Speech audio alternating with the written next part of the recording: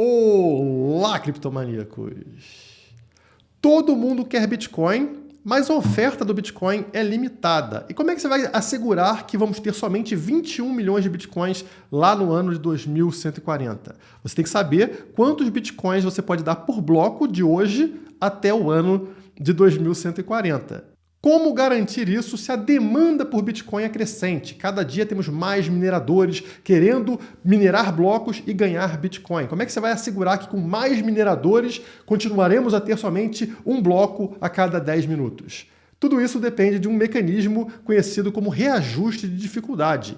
E ele se aplica tanto no Bitcoin quanto na própria economia. O mercado tem esse reajuste de dificuldade conforme a gente tem aumento da oferta ou da demanda por produtos e serviços. Recentemente, vimos declarações tanto do Bolsonaro quanto do Paulo Guedes pedindo para que as indústrias e os comércios segurem os preços até 2023. Será que é possível fazer isso? E será que isso não altera esse reajuste de dificuldade do próprio mercado? Qual o impacto que isso pode ter daqui em diante? Vamos analisar tudo isso logo após a vinheta.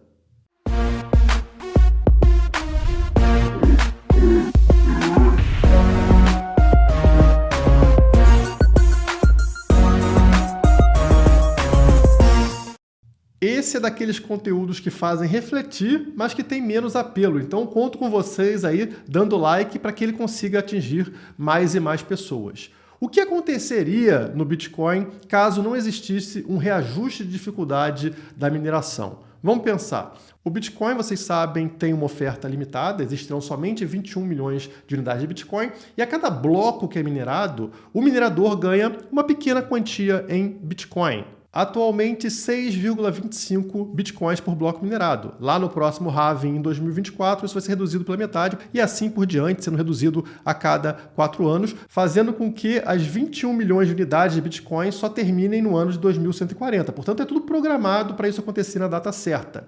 O que aconteceria se a gente não tivesse um reajuste de dificuldade da mineração? A cada dia que passa, mais mineradores entram para o sistema do Bitcoin, para a rede do Bitcoin, tentando ganhar Bitcoins. Então, se a quantidade de pessoas interessadas, se a demanda por Bitcoin aumenta, o que aconteceria? Os blocos seriam descobertos cada vez mais rapidamente. É um desafio matemático, então o computador de cada minerador está ali tentando acertar esse desafio, que é um desafio complexo, né? E ele demora cerca de 10 minutos para conseguir realizar esse desafio e acertar, né? Isso considerando todos os mineradores ao mesmo tempo. Se tivéssemos mais e mais mineradores tentando resolver esse desafio matemático, o poder computacional da rede está aumentando, porque cada minerador que entra é mais um computador tentando realizar esse desafio. Isso faz com que o bloco saia num tempo menor. O desafio é realizado em menos de 10 minutos. Portanto, o bloco que tem que ter 10 minutos, né, tem que sair a cada 10 minutos, começa a sair em 8 minutos, em 5 minutos, em 3 minutos. E aquele Bitcoin que está ligado a esse bloco, né, a recompensa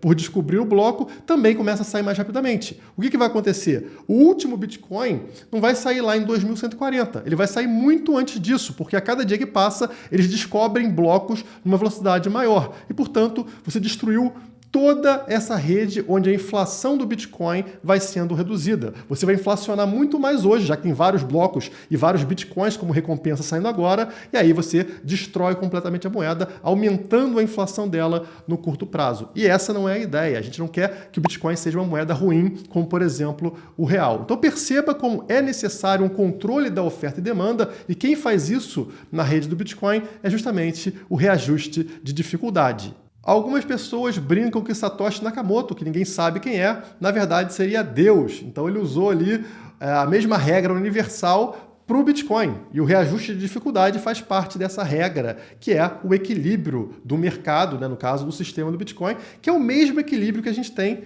na economia, no mercado, oferta e demanda. Só que ao contrário do Bitcoin, onde não adianta nada você achar ruim não conseguir minerar porque está muito difícil, na economia existe ainda algo chamado Estado, que tenta interferir nesse reajuste de dificuldade, causando problemas enormes. E hoje nós vamos pegar aqui alguns vídeos recentes do Bolsonaro e do Paulo Guedes para avaliar isso. E antes de mais nada, eu já falo aqui, pessoal, que eu sou libertário, portanto, eu sou contra todos os políticos, Todo Estado. E todo vídeo que eu faço aqui criticando o Lula, falam que eu sou bolsonarista. Quando eu faço um vídeo criticando Bolsonaro ou Paulo Guedes, aí falam que eu sou da esquerda. Então, o pessoal só enxerga dois caminhos. Se você critica a direita, você é de esquerda. Se você critica a esquerda, você é de direita. Eu não sou de esquerda nem de direita, na verdade, eu tô lá embaixo, no diagrama de Nolan. Ou seja, eu apoio tanto as liberdades econômicas, geralmente defendidas pela direita, quanto as liberdades sociais, geralmente defendidas pela esquerda. Então eu sou a favor do indivíduo tomar as decisões sobre aquilo que lhe pertence, propriedade privada. Nada disso tem a ver com qualquer Estado definindo se você pode ou não fazer algo dentro do que lhe pertence, dentro da sua propriedade, assim como acontece no Bitcoin. O Bitcoin é seu e não importa se outra pessoa acha que você deveria pegar 20% e entregar para o índio ou para qualquer outra causa. Não, é seu e você faz com ele o que você bem entender. Com isso em mente, saibam que eu vou criticar políticos. No caso de hoje, políticos da direita brasileira, Bolsonaro e Paulo Guedes, porque eu não passo pano para ninguém. Quando eles falam algum absurdo econômico, eu estou aqui justamente para isso. Vou fazer um react do que foi falado, tá? Tá aqui o presidente Jair Bolsonaro, escutem com atenção. Hoje em dia está como vilão aí da cesta básica o preço do óleo de soja. Então, o vilão, notem a palavra, o vilão é o óleo de soja. Ele está se referindo, obviamente, ao aumento de preços. Mas o vilão não é o óleo de soja. O óleo de soja não quis ficar mais caro. Na verdade, o culpado, o vilão pelo aumento de preço do óleo de soja é a inflação causada justamente pelo governo dele. Ele aprovou que dinheiro fosse impresso para ser jogado no mercado para resolver algum problema que ele achou que se resolvesse imprimindo dinheiro. A inflação é o aumento da base monetária. O aumento de preço é consequência da inflação. Então, não, o óleo de soja não é vilão. O vilão aqui é o Bolsonaro, é o Paulo Guedes, não o óleo de soja. Mas note que o Estado sempre tenta repassar a culpa para outra coisa, fora do Estado. No caso aqui, ele está repassando para um produto, o óleo de soja. Vamos continuar. Temos outros produtos também que subiram bastante. Ovos, leite, açúcar, café. Claro, né? Tudo sobe na economia, porque a inflação ela não escolhe um produto para subir. É o aumento da base monetária. Tem mais dinheiro na economia. Então você aumentou aí a quantidade de dinheiro que está rodando. O que vai acontecer? As pessoas com dinheiro em mãos começam a demandar mais produtos e aí que acontece o que a gente fala de reajuste de dificuldade. A oferta de produtos é a mesma, você tem a mesma quantidade de produtos na economia, mas agora a demanda por esses produtos subiu absurdamente, como aconteceria no Bitcoin no caso dos mineradores, correto? Tem mais pessoas ali interessadas em pegar essa oferta de Bitcoin. Aqui no caso, a oferta de ovos, a oferta de óleo, a oferta de açúcar. O que o mercado faz para reajustar a dificuldade? Ele eleva o preço desses produtos. É isso que faz com que esse dinheiro que subiu, essa quantidade de dinheiro na economia que subiu, não reflita em escassez. Como aconteceria também no Bitcoin. Se mais mineradores estivessem minerando e não tivesse o reajuste de dificuldade, como eu falei para vocês, acabaria o Bitcoin muito mais rapidamente. E se não tiver esse reajuste de dificuldade na economia, vai acabar ovo, vai acabar óleo, vai acabar tudo, como acontece em países que congelam o preço, por exemplo, nossa vizinha Argentina. Se congelar o preço, todas as prateleiras ficarão vazias, justamente porque rapidamente vai se esgotar aquela oferta de produtos. Então é necessário esse reajuste de dificuldade, mas aqui no caso ele finge que não, né? Ele finge que não, isso aí é um problema do produto. Vamos continuar. O apelo que eu faço aos senhores, para toda a cadeia produtiva, para que os produtos da cesta básica, cada um obtenha o menor lucro possível, para a gente poder dar uma satisfação a uma parte considerável da população, em especial os mais humildes, porque nós temos fé em Deus.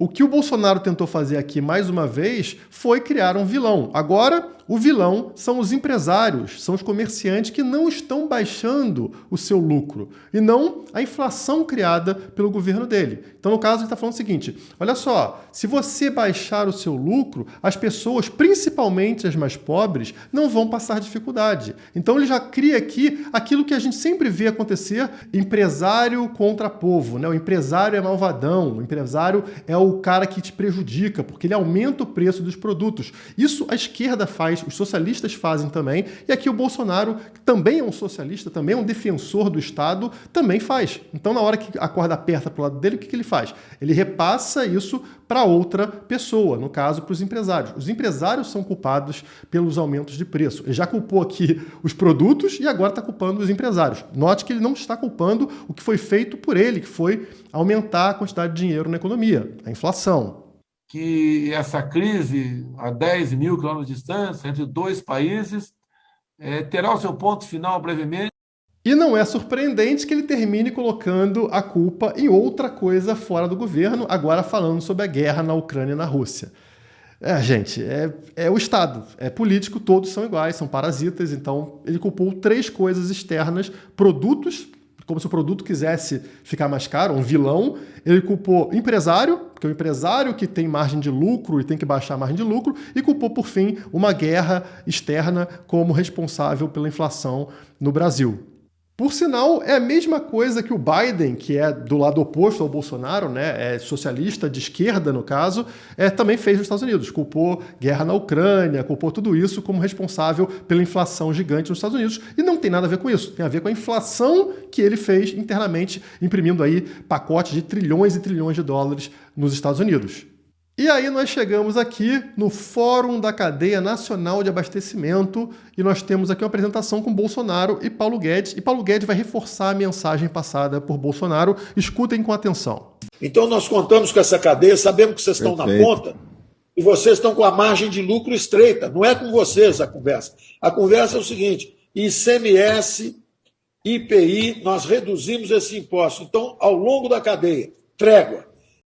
Aqui é interessante. O que ele está falando? Nós reduzimos os impostos. Então, nós esperamos que vocês, industriais, empresários, comerciantes, reduzam também o preço, né? A gente baixou os impostos e vocês baixam o preço.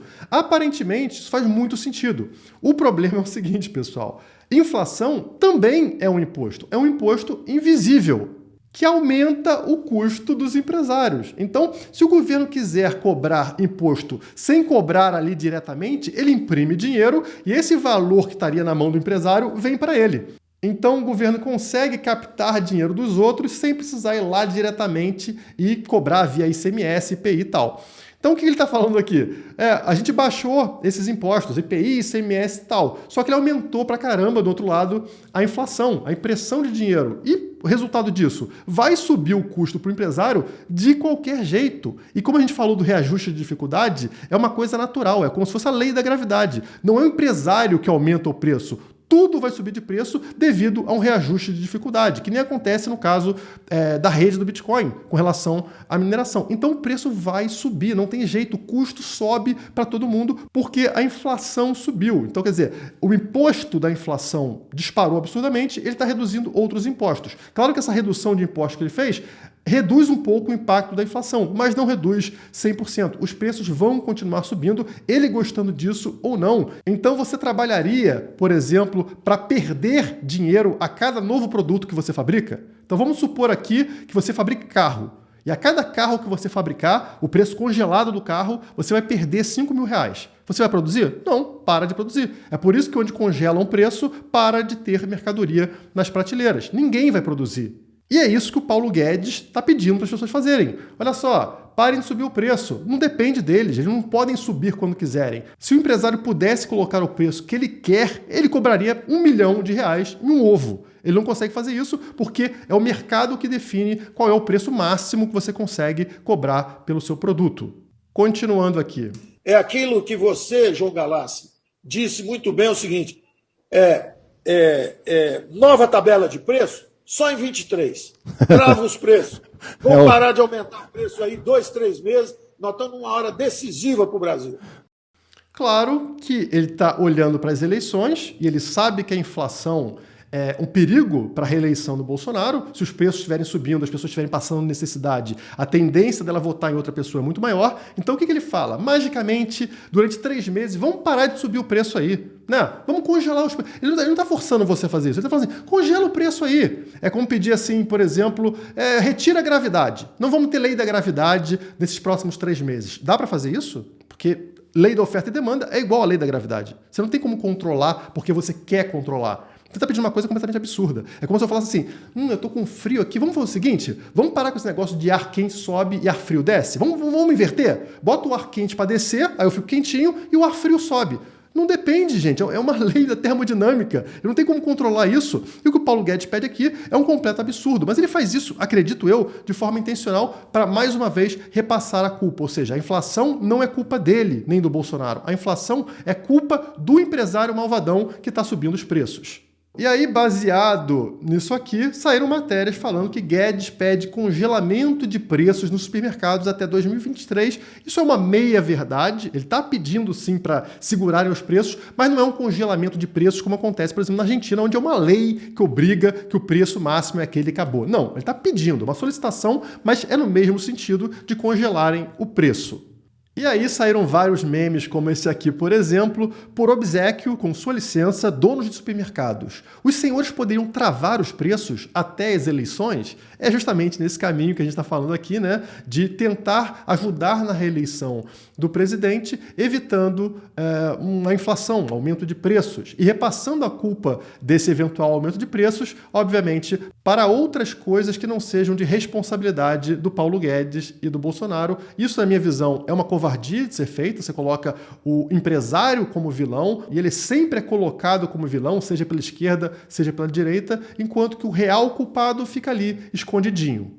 Portanto, notem como a interferência num processo natural de reajuste de dificuldade gera problemas enormes, como, por exemplo, falta de produtos no mercado. A única forma de resolver esse problema é deixar esse reajuste de dificuldade agir. E a beleza do Bitcoin é justamente impedir que exista interferência externa. Então, o mecanismo de dificuldade do Bitcoin, ele acontece independente do que o minerador acha, do que o Estado acha, do que eu acho. Então, estão lá os mineradores. Eu quero mais Bitcoin, eu quero aumentar a quantidade de Bitcoin. Cada bloco saia em 5 minutos. Não importa, porque ele não vai conseguir. Isso graças ao sistema descentralizado do Bitcoin.